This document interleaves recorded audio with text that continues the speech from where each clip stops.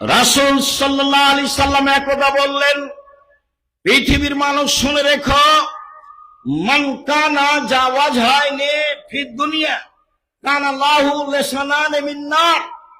বিচারের মাঠে যার দুই মুখ হবে। মানুষের দুই মুখ হয়?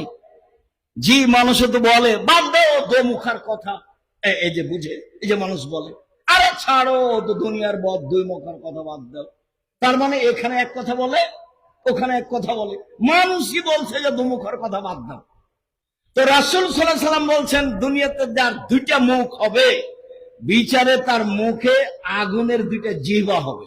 লিসানান মিন নার, আগুনের দুইটা জিহ্বা হবে, আগুনের।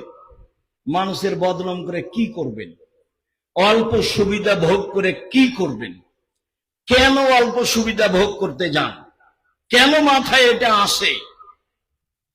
সম্মানিত দিনী ভাই বোন, আবু হুরায়রা রাদিয়াল্লাহু তাআলা আনহু বলেন, রাসূল সাল্লাল্লাহু আলাইহি সাল্লাম বলেছেন,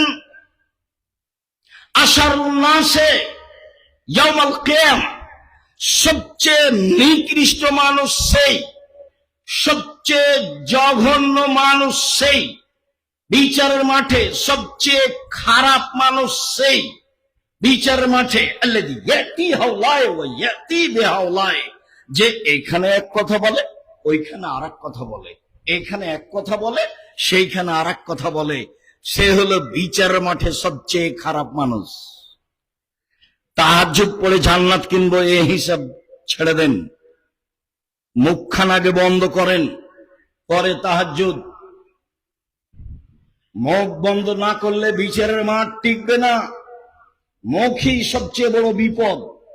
একাধিক হাদিস আসছে ধারাবাহিক, আপনি প্রস্তুত থাকুন কান লাগিয়ে মনোযোগ সহকারে শোনার জন্য। সম্মানিত দিনী ভাই বোন, আব্দুল্লাহ ইবনে উমর রাদিয়াল্লাহু তাআলা আনহু বলেন, রাসূল সাল্লাল্লাহু আলাইহি সাল্লাম বলেছেন, পৃথিবীর মানুষ লা তুযুল মুসলিমিনা, তোমরা একজন আর একজনকে কষ্ট দিও না কথা ও কর্মে। ওয়ালা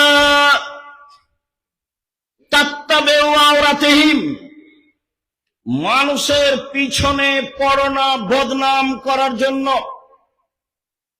ইন্নাহু মান ইয়াত্তাবিউ আওরাতা আখিহি আল মুসলিম, কেউ যদি তার মুসলিম ভাইয়ের পিছনে পড়ে বদনাম করে, ইয়াত্তাবিউল্লাহু আওরাতাহু, আল্লাহ তার পিছনে লেগে যাবেন। ওমান ইয়াত্তাবি আওরাতাহু ইয়াফজাহু ওয়ালাউ কানা ফি জাওফি রাহলিহি, আর আল্লাহ যার পিছনে লেগে যাবেন, আল্লাহ তাকে অপমান করেই ছাড়বেন, ও যদি তার বাহনের পেটে ঢুকে যায় তবু। আরো স্পষ্ট করে বলি, আপনাকে খুব ভালোভাবে মনে রাখতে হবে, আপনি যদি কারো বদনাম করেন, তখন আপনার বদনাম কে করবে? আল্লাহ। এবার আপনার মোকাবেলায় চলে গেছে আল্লাহ, ঠেকান দেখি। ওর নাম আজিজ, পরাক্রমশালী।